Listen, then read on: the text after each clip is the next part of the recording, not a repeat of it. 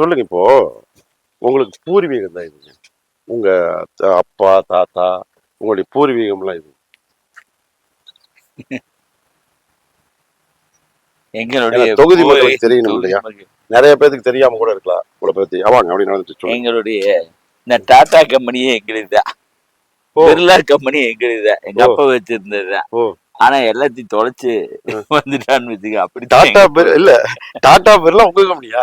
ஆமா சரி. அதுதான் எங்க அப்பா அவ்வளவு பெரிய தொழிலதிபர். காரணம் அந்த காலத்துல எண்ணெய் இறக்குறதுக்கு போனாரு. டாடா பிர்லா அது கம்பெனி வச்சாலும் தொழில் செய்யறதுக்கு. அது மாதிரி நாங்க ஒரு சாதாரண ஏழை குடும்பத்துல, எங்க அப்பா அம்மாவுக்கு வந்து அவங்க அப்பா அம்மா இல்லாத, எங்க அப்பாவுக்கு அப்பாவும் அம்மாவும் கிடையாது. அவரு ஊர்ல இருந்து இங்க அவங்க பெரியப்பா வீட்டுல வந்து இருந்தார். அதே மாதிரி எங்க அம்மா வந்து எங்க அப்பச்சி இறந்து போய் பாம்பு அடிச்சு எங்க அம்மா எல்லாம் ஒரு 5 வயசு இருக்கும்போது பஞ்சபுரக்கு ஈரோடு வந்தாங்க. அவங்க எங்க அம்மாவுடைய பெரியப்பா பெரியம்மா எல்லாம் ஈரோடு. உங்களுக்கு சொந்த ஊர் எதுங்க? சொந்த ஊர் எங்க ஊரு. சொந்த ஊர்னா இந்த திண்டல் மலைக்கு பக்கத்துல இருக்கிற வீரப்பம்பாளையம் தான் எங்க ஊரு. திண்டல் மலைங்கிறது வெள்ளாளர் காலேஜ் இருக்குல்ல, எந்த எந்த ஈரோட்டுல வெள்ளாளர் காலேஜ். அதுதான் திண்டல் மலை. ஆமா. அதுக்கு பின்னாடி வீரப்பன்பாளையம்னு இருக்கு, அந்த ஷோரூம் எல்லாம் இருக்கும் நிறைய. ஆமா. அந்த வீரப்பன்பாளையம் தான் எங்க சொந்த ஊரு. அப்பதான் அதுலதான் எங்க அப்பாவுக்கு போயிருந்தோம். அப்ப அவர் வந்தப்ப எங்க ஐயாவை வந்து ஒரு சின்ன இந்த மாட்டு வண்டியில விறகு வாங்கி அந்த விறகு உடைச்சு விற்கிற கடை வச்சிருந்தாங்க. அப்ப அவரு இந்த டையிங் அது இதுக்கெல்லாம் விறகு சப்ளை பண்ணாரு. அந்த விறகு சப்ளை பண்ணிட்டு இருந்தாரு. அப்பவே 8வதுலயே எங்க அப்பா, இது ஒவ்வொன்றுக்கும் ஒவ்வொரு டிஸ்டன்ஸ் 2 கிலோமீட்டர் இருக்கும். எப்படி இருந்தது அதுல இருக்கும்போது இருக்கிற காலத்துல அங்க இருந்தாங்க அவங்க. அப்போ வந்து எங்க அப்பா வந்து 2 பேரும் கல்யாணம் ஆனோன்னு எங்க அம்மா இருக்கு அந்த இடத்த வாங்கி வீடு ஒண்ணு கட்டுறாங்க. வீடு கட்டி அங்க இருந்துட்டு இருக்காங்க. எங்க அம்மா வந்து இந்த தோட்டத்துல அப்ப எல்பிபி பாசனத்துக்கு எல்பிபி டேம் கட்டி எங்க காட்டுக்குள்ள தண்ணி வருது அந்த ஏரியாவில. அப்ப அந்த காட்டெல்லாம் சரி பண்ணி எங்க அம்மா ரொம்ப உழைப்பாளி. எப்பவுமே வீட்டுல ஒரு 4 எறும்பு வச்சு பால் ஊத்துவாங்க. எங்களுக்கு இந்த பண பிரச்சனையே தெரியாது. நான் வந்து பெருலாதான் காரணம் பணத்துல. ஏன்னா எங்க அம்மா பால் ஊத்தி நிறைய காசு வச்சிருப்பாங்க. சுருக்கு போயில எப்ப வேணாலும் எவ்வளவு வேணாலும் பால் வியாபாரம் பண்ணிருக்காங்க. எருமையில பால் பீச்சு கொண்டு போய் டீ கடைக்கு கொடுக்கறதுக்கு அங்க கொண்டு போய். அப்ப அந்த காலத்துல லேடிஸ் எல்லாம் போய் அந்த கொங்கலம் கோயில்னு சொல்லுவாங்க மணிக்கூண்டுட்ட, அங்க பாலை கூடையில் வச்சு உட்கார்ந்து இருப்பாங்க. வேணுங்கிறவங்க வந்து வாங்கிட்டு போவாங்க.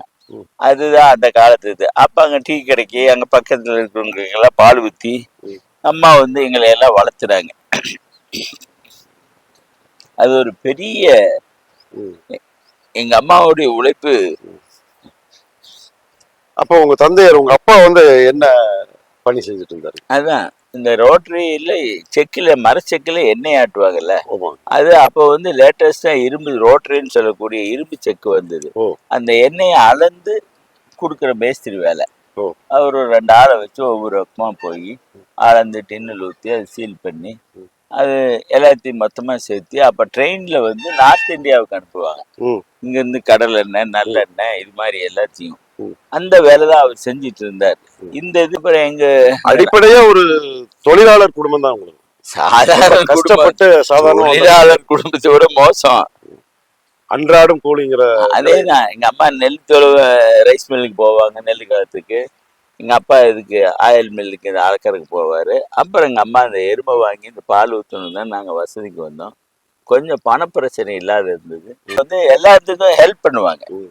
காரணம் எங்ககிட்ட பண வசதி இந்த பால் ஊத்துறதுனால பணம் ரோலிங் டெய்லி வருது இல்ல, அதை நல்லா சேர்த்து வச்சிருந்தாங்க.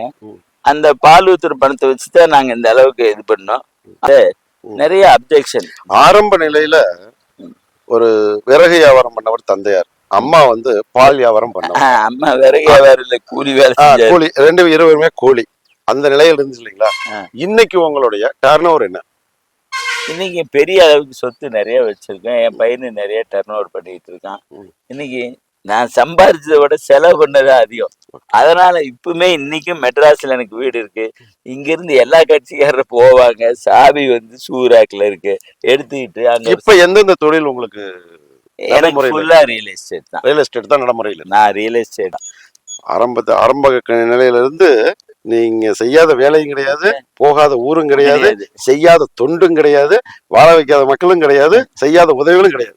எனக்கு நாங்க கலவையும் கற்றுமரன்னு சொல்ற மாதிரி அனைத்து விஷயங்களையும் நீங்க அறிஞ்சு வச்சிருக்கீங்க. ஆமா இப்போ அரசியல் வாழ்க்கைக்கு வந்திருக்கிறீங்க. ஆமா இவ்வளவு நாளா எத்தனையோ பெரிய கட்சிகள், தேசிய கட்சிகள், மாநில கட்சிகள்லாம் இருந்து இணையாம இப்ப திரு விஜய் அவர்கள் கட்சி ஆரம்பிச்சோடனே அவர்களோட என்ன ஒரு ஈர்ப்புன்னு தெரியல. அவருடைய கொள்கைகளா, அவருடைய கோட்பாடுகளா, அவருடைய நடவடிக்கைகளான்னு தெரியல. அதுல இணைஞ்சிருக்கீங்க.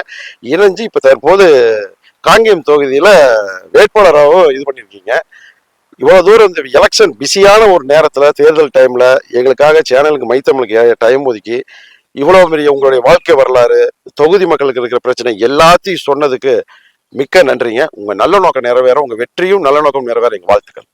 நன்றி வணக்கம்.